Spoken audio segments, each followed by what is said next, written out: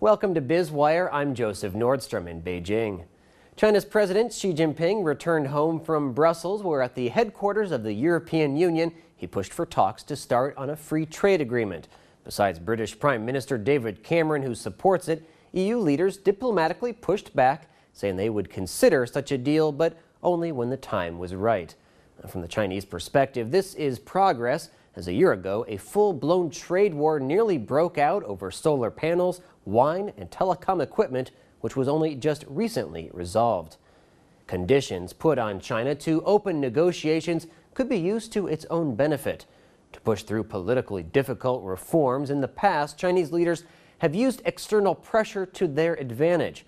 For example, in the late 90s, then Premier Rongji instituted sweeping economic changes in order for the country to join the World Trade Organization. As president of the American Chamber of Commerce in China, Mark Duval said to me yesterday, China's leaders don't want to be left behind and see others write the rules of global trade without them. Beijing wants to be part of trade negotiations, whether it's with the EU, WTO, or other groups, and will use that as impetus to pass reforms the top leaders want anyway over the objections of vested interests.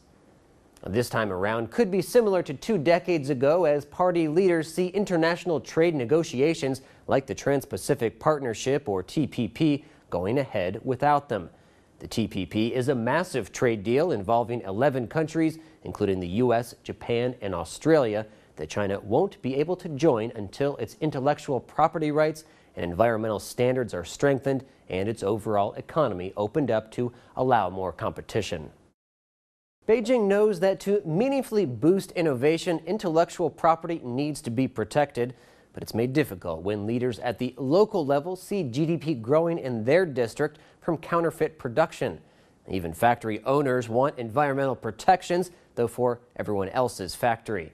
And state-owned enterprise reform, well, that's already on the agenda, as officials have come out in support of reducing monopolies and state support and introducing more market-based competition, including from abroad, that they view as a way to make Chinese companies stronger and ready to battle on the world stage.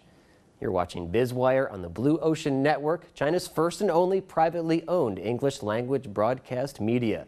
Our full episode can be seen on our website, BONTV/biz-wire. Let's turn now to Neil Jones for a quick look at a few stories that are buzzing through the markets.